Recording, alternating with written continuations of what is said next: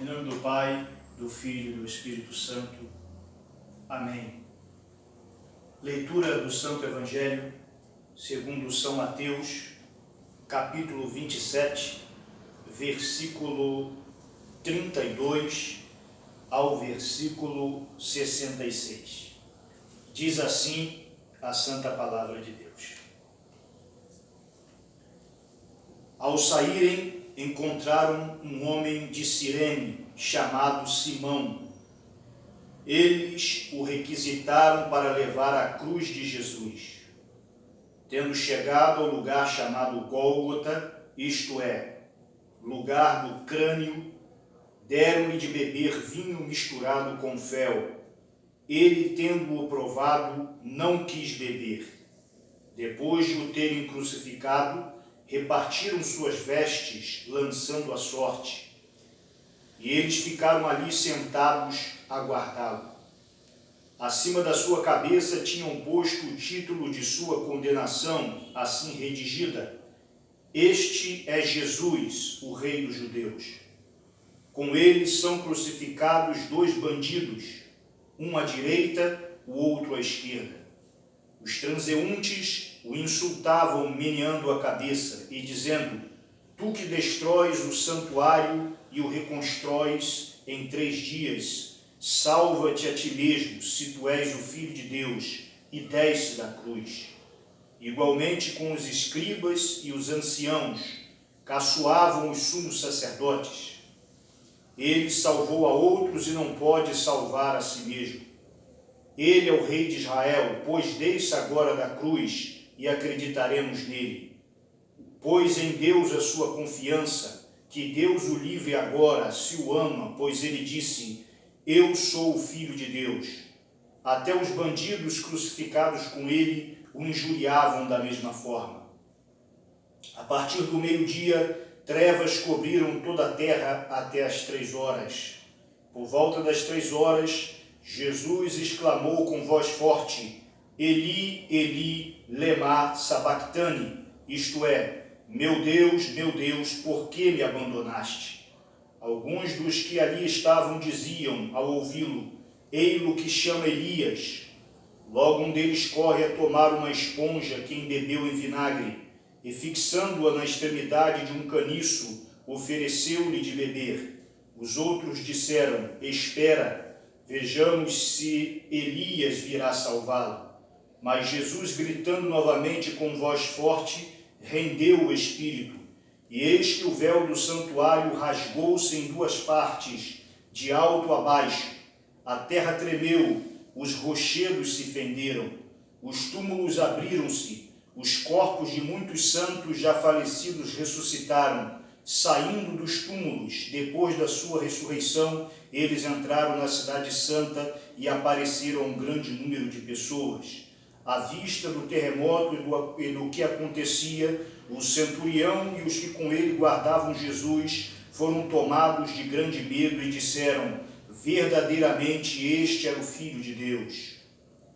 Estavam ali algumas mulheres que olhavam à distância. Elas tinham seguido Jesus desde os dias da Galileia, servindo-o. Entre elas achavam-se Maria de Magdala, Maria, mãe de Tiago e José, e a mãe dos filhos de Zebedeu. Ao cair da tarde, chegou um homem rico de Arimateia, chamado José, que também se tornara discípulo de Jesus. Este homem foi ter com Pilatos e pediu o corpo de Jesus. Então Pilatos ordenou que lhe o entregassem.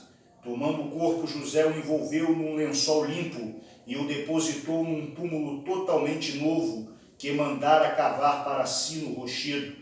A seguir rolou uma grande pedra na entrada do túmulo e retirou-se. Entretanto, Maria de Magdala e a outra Maria estavam ali sentadas em frente do sepulcro. No dia seguinte, ou seja, no dia depois da preparação, foram os sumos sacerdotes e os fariseus todos juntos ter com Pilatos. Senhor, disseram-lhe, nós nos lembramos de que aquele impostor disse enquanto vivia: depois de 3 dias eu ressuscitarei. Por isso, dá ordem de que o sepulcro seja vigiado com segurança até o 3º dia. não suceda que seus discípulos venham furtá-lo e digam ao povo: ele ressuscitou dos mortos. Esta última impostura seria pior do que a primeira. Pilatos declarou-lhes: tendes uma guarda, ide, vigiai o sepulcro com segurança, como entendeis. Então eles foram pôr o sepulcro em segurança, selando a pedra e destacando uma guarda. Hoje comemoramos e celebramos a Sexta-feira Santa na Semana Santa. É o dia em que o Senhor Jesus, ele morre na cruz do Calvário e depois é retirado então da cruz e posto num sepulcro novo, o sepulcro de José de Arimateia, e ali então ele é sepultado e a porta da tumba é fechada. É um dia de reflexão, é um dia que nós somos chamados a revivenciar o maior evento da humanidade. Quando Deus sacrifica-se a si próprio em favor do ser humano que havia se perdido. É importante fazermos uma retrospectiva e entender o problema do pecado. A humanidade, através do seu pai, Adão, pecou, caiu em pecado. Adão e Eva comeram do fruto da árvore do conhecimento do bem e do mal e deixaram uma herança de fraqueza espiritual, de decadência para a raça humana. Quando o primeiro Adão pecou, mudou-se toda a estrutura do ser humano. O ser humano que era antes incorruptível, seu corpo não ficava enfermo, sua visão e sua vida eram gloriosas e tinha acesso a Deus ao entardecer, onde conversavam, comungavam-se. Agora, a partir do pecado, tudo passa a ser diferente. O ser humano passa a ser decadente, passa a ser inclinado ao pecado, à degeneração. Tudo o que é de mal circunda o ser humano, porque o salário do pecado e da desobediência é a morte. Mas nós vemos o santo plano de Deus, que não permitiu que a raça humana fosse perdida como um todo. O plano que Deus fez para a nossa redenção, no qual a Santíssima Trindade, em união, o Pai, o Filho e o Espírito Santo, chegaram à conclusão de que seria necessário que o Filho viesse ao mundo e se encarnasse para ser o segundo Adão. Porque como todos pecaram e decaíram através do primeiro Adão, agora através do novo Adão perfeito, todos seriam resgatados. Ou seja, abriria-se a porta da salvação para a humanidade. A coisa é tão profunda que somente um sacrifício perfeito poderia ser aceito. Os sacrifícios anteriores, que eram sacrifícios de cordeiros, de bodes, de aves, de sangue animal, não podia cobrir, não podia expiar o nefasto erro do ser humano. Somente alguém sem pecado e alguém eterno poderia fazer o sacrifício perfeito.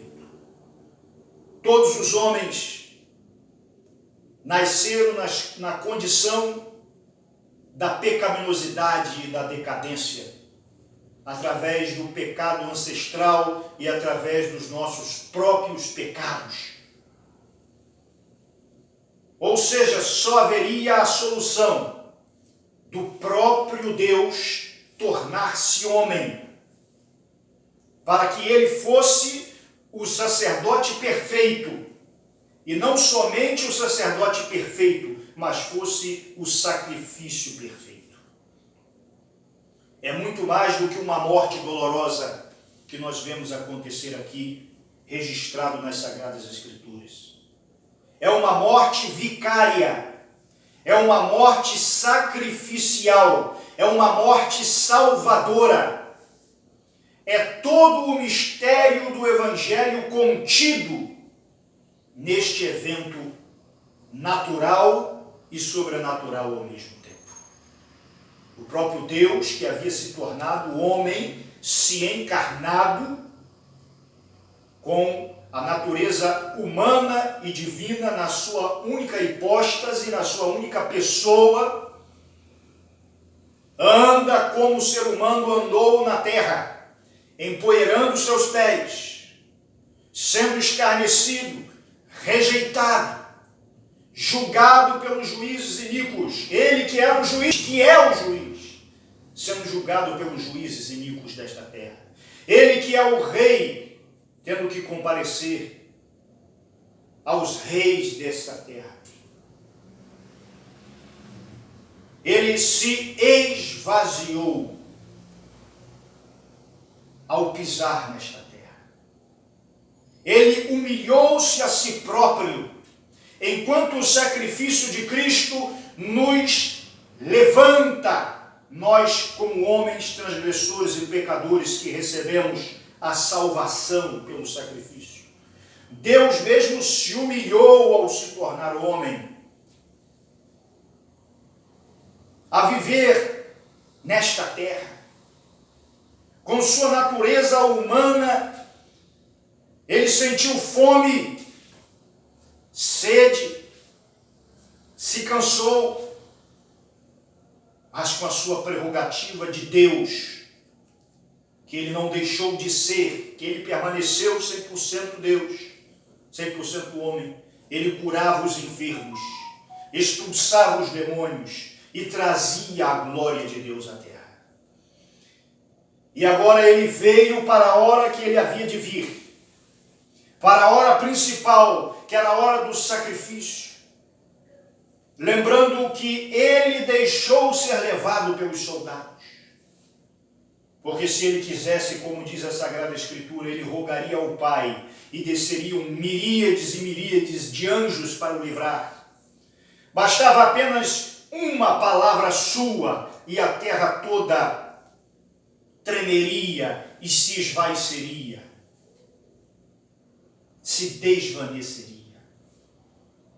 Mas ele se entregou como a vítima perfeita, como o sacerdote perfeito, não segundo a ordem araônica mais, mas segundo a ordem de Melquisedeque, a ordem eterna. Ele deixa-se levar pelos soldados. Ele deixa-se ser julgado por juízes iníquos, por reis da vaidade, por reis desse sistema da terra carcomido. Ele deixa-se ser cuspido, vaiado, zombado, tudo por amor a você, tudo por amor a mim, para que hoje nós estivéssemos aqui, glorificando a sua salvação, e para que muito em breve na sua parousia, na sua volta, possamos dizer: tragada foi a morte na vitória, e esta foi a vitória, a morte de Cristo na cruz. Onde o símbolo da cruz, que era símbolo de condenação, símbolo de vitupério, passa a ser agora símbolo de vida, porque foi na cruz que nós fomos salvos. Foi na cruz que o sangue puro penetrou no madeiro, no lenho, tirando o símbolo da morte da cruz e trazendo agora a cruz como símbolo de vida. Quando nós vemos os ícones de Cristo pregado numa cruz, quando nós lemos a Sagrada Escritura e vemos Cristo pregado numa cruz, não é símbolo de derrota, é símbolo de vida. É a maior expressão da vida ver Cristo pendurado numa cruz, porque ali Satanás foi derrotado. Através daquele sangue a raça humana foi redimida. Sangue precioso. Santa cruz, Santo Cristo. Sangue da verdadeira e perpétua aliança. Cristo é condenado com falsas acusações. Pilatos reconhece que não vê nada nele que o incrimine. E, para não perder o seu cargo, as suas facilidades, lava as mãos, dizendo que aquele homem era inocente e pecando assim por omissão. Temos que ter cuidado para não sermos omissos quando nós temos que ter uma decisão firme. Cristo é entregue aos soldados para o levarem à crucificação, sob o mando dos fariseus, dos sacerdotes, dos escribas, dos líderes religiosos, que deveriam ser os primeiros a reconhecer e a receberem a Cristo como Messias. Foram aqueles que o crucificaram. Nós temos muitos líderes religiosos hoje em dia que tentam pregar uma religião de aparente piedade, mas na sua prática é uma religião apartada do sacrifício de Cristo, apartada da cruz. Nós vamos ver Cristo então subindo ao Monte Gólgota, carregando a cruz, onde ele é ajudado por um homem chamado Simão Cirineu.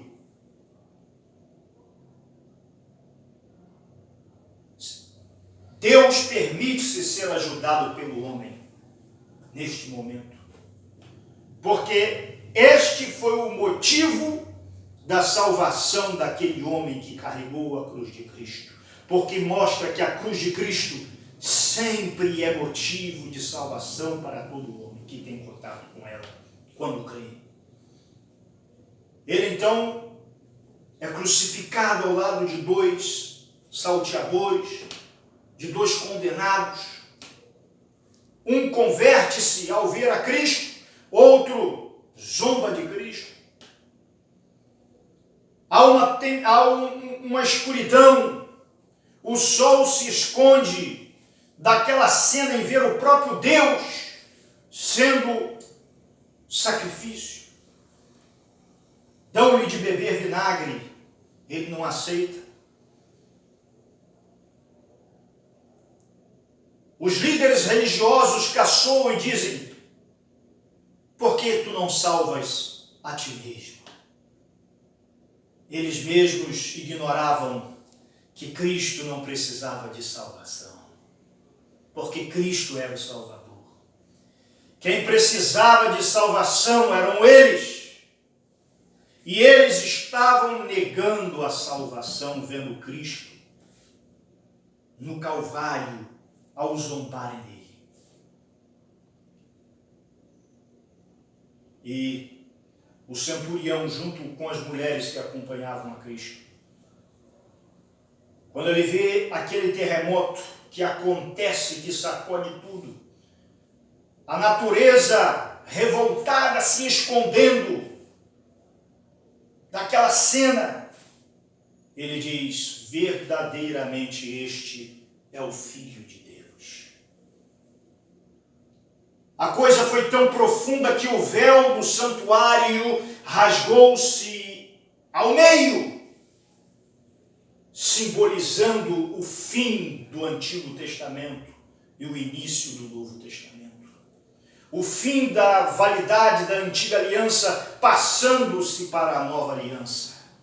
O fim do sistema sacrificial do Antigo Testamento para o verdadeiro sacrifício de Cristo. Cumpriu-se a lei e os profetas. A Cristo ouvi, conforme ele falou na transfiguração. Agora, além de um terremoto, a Sagrada Escritura vai dizer que pessoas são ressuscitadas. A morte de Cristo começa a gerar vida antes mesmo da sua ressurreição. E pessoas são ressuscitadas. Sepulcros são abertos. E diversas pessoas entram em Jerusalém e encontram seus amigos e seus entes queridos. A morte de Cristo é vida. É algo como uma teologia apofática. Morte, vida. A vida veio pela morte e a morte foi vencida pela morte. Que mistério grandioso. Que grandeza das coisas de Deus. Que grandeza insondável. E Cristo entrega o seu Espírito com um grande brado. Naquele momento, ele diz: meu Pai, por que me abandonaste? Todo o pecado da humanidade estava sobre ele, conforme está em Isaías capítulo 53. Ele carregou sobre si todas as nossas transgressões e todos os nossos pecados. Esta sexta-feira não é dia de tristeza, é dia de reflexão. Reflexão racional. De revivenciarmos passo a passo, assim como tem feito esta semana com os vários ofícios que a igreja tem feito. Aqui na nossa missão, nós tivemos no domingo passado, no domingo de Ramos, e estamos aqui acompanhando os ofícios que estão sendo realizados na nossa catedral em São Paulo.